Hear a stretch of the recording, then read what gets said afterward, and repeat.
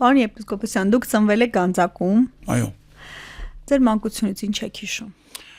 Մանկությունս հիշում եմ հետևյալը, որ մանկությունս շատ երջանիկ էր։ Մանկությունս երջանիկ էր, քանի որ ես ծնվել եմ ընտանիքում, որտեղ լիարժեք ընտանիք էր։ Մի բանը իհարկե, որը ինձ այդքան էլ չէր գոհացնում հետագայում, որ պապիկ չեմ ունեցել։ Պապիկս մահացել էր մինչև իմ լույս աշխարհ գալը, եւ հայր, մայր, ունեցել եմ քույր, եղբայր, եւ շատ կարեւոր եմ համարում, որ ունեցել եմ տատիկ, որը շատ այն ժամանակ տատիկս 1900 թվականի ծնունդ է։ Այսինքն երբ որ ես ծնվել եմ, արդեն ինքը 50-51 տարեկան էր, եւ հիշում եմ հետեւյալ շատ պատկերավոր եմ հիշում եւ անուններն եմ նույնիսկ հիշում իր ինքերությունների, իր հարևանների, հարազատների, որոնք գալիս էին տատիկիս մոտ եւ ասում էին Շուշան ինձ մի հատ նամակ գրի, կամ այս նամակը կարդա, տարաճանաչ չէին։ Դե այդպես ա եղել։ Գյուղից եկել են, ոչ բոլոր գյուղերում է եղել, ասենք, բաներ, դպրոց, իսկ տատս ավարտել է դպրոց, տատս լավ ուրեմն տարաճանաչ էր եւ իմ առաջի տարերը, որ ես սովորել եմ, դա եղել է մեր հայկական տարերն են եղել։ Այն հին ուղղագրությամբ բարձա, հին գրաֆիկայով վերջը եւ այսօր ես չգիտեմ, ցավով ասեմ կամ չգիտեմ, այդպես կարոտախտև եմ ընդունում, որ մեր այդ բանը որ կարոտով որ չի մնացել այդ հին բանը, այդ ուղղագրությունը էլի։ Հայերենը գիտեք, ռուսերենը գիտեք, ադրբեջաներեն, որպես չեմ ասում հայերեն գիտեմ, բայց ասենք երբ որ պետք է դասավանդման հետ կապված, աշխատանքի հետ կապված, ասենք հոդվածներ գրել, հաղորդակցվել մարդկանց հետ։ Ֆրանսերեն էլի խոսում եմ, էշը ցեղից անում եմ։ Իսկ դպրոցում հայկական դպրոց եք գնացել, ադրբեջաներեն սովորում էիք։ Ես գրացել եմ, քանի որ հայերեն իմացել եմ, հայերենը մեր իրողությունը այնպիսին էր, որ սովետական իշխանության ժամանակ, որ հայկական դպրոցները Հայաստանից դուրս էին մնացել Հայաստանի իշխանության բանից նրանց օգնությունից դուրս էին մնացել։ Նրանց տեսադաշտից դուրս էին մնացել։ Եթե ես դա գիտեմ ուղղակի այդ իրողությունը շատ լավ գիտեմ, քանի որ մասնակցել եմ մի քանի ուրեմն դեպքերում, ադրբեջանական դպրոցները Հայաստանում ուշադիր հսկողության տակ էին ադրբեջանական ուրեմն իշխանությունների կողմից։ Նրանք այստեղ ուղարկում էին իրենց շրջանավարտներին, այդ իրենց համասարաններից կամ ասենք ինչ որ այդ մանկավարժական ինստիտուտներից այդ շրջանավարտներին ուղարկում էին այստեղ եւ բացի այն աշխատավարձից, որ նրանք ստանում էին այստեղ, նրանք լրացուցիչ աշխատավարձ էին ստանում նաեւ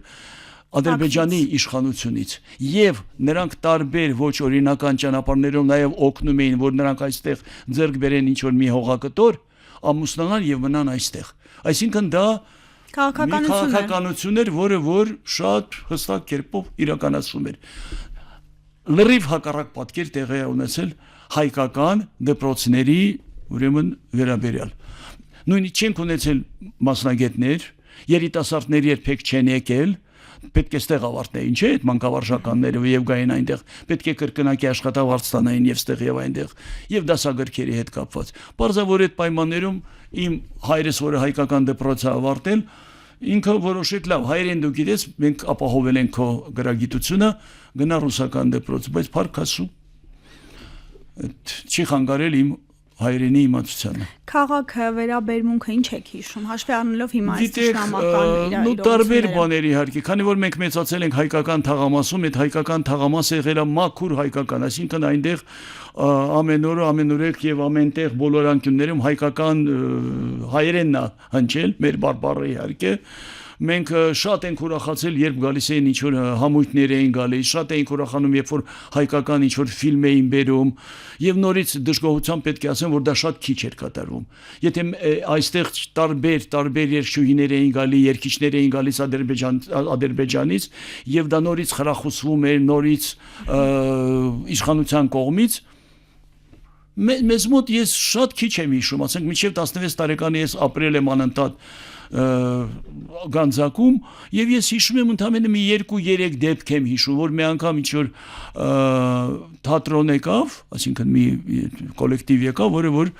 ընդ որում ուշ եկան եւ բանը փակեր, հյուրանոցը փակեր եւ այդ ամբողջ այդ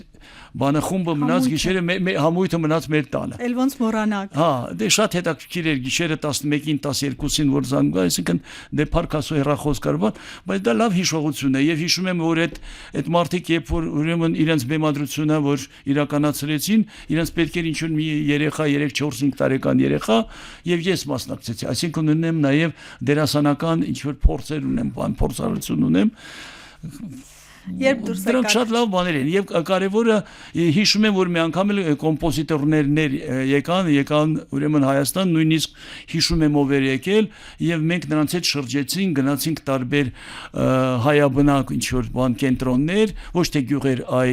շրջաններ կենտրոններ եւ այնտեղ հանդիպումներ ունեցան այդ կոմպոզիտորները մենք էլ որպես ուրեմն երաժշտական դպրոցի սաներ գնում էինք եւ հայկական ինչ որ բան էինք նվագում դա շատ լավ հիշողություններ են, բայց նորից ասում եմ, մեր հայկական ուրեմն օջախները դրսում շատ վատ ձևով են խնամվել կամ ուշադրության տակ չեն եղել Հայաստանի իշխանության կողմից։ Չեմ կարծում եմ որ նույնը շարունակվում է այսօր, կարծում եմ, քանի որ լինելով ասենք տարբեր տեղերում, Ռուսաստանում, ես չեմ տեսնում այդ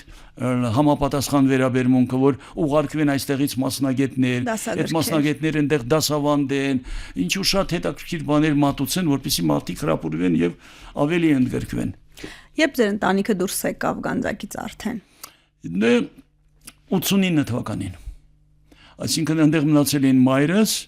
եղբայրս ընտանիքով 88 թվականին քանի որ արդեն սկսեց այդ բոլոր իրադարձությունները ավելի ակտիվ ձևով նրանք դուրս եկան ուղղաթիռով թե ինքնաթիռով չեմ հիշում ուղղաթիռով ոնց որ թե բերեցին այստեղ արդեն բարեկային ժամներ ստիպված ես չեմ կարողացել նույնիսկ գնամ օթակայան եւ նրանք եկել են հասել են Երևան եւ մի քանի օր հետո արդեն երկրաշարժներ այսինքն այդ բոլոր այդ իրադարձությունները մեկը մյուսին գլորելով ուրեմն հետևելով այդպես էր եւ եղբայրս մնաց այնտեղ որպեսզի կարողանա գոնե մեր ունեցվածքի ասենք ինչ որ մի մասը տեղափոխի գոնե ասենք ինչ որ մի ձևով կարողանա տունը վաճառի որպեսզի գա այստեղ ինչ որ մի բան էլ այստեղ գտնի որ դրսում չմնան մի մասին հաջողվել է մյուս մասին չի հաջողվել դա այդպես ասենք մեզ ինչ որ կիսով չափով հաջողվել է մեր ընտանիքին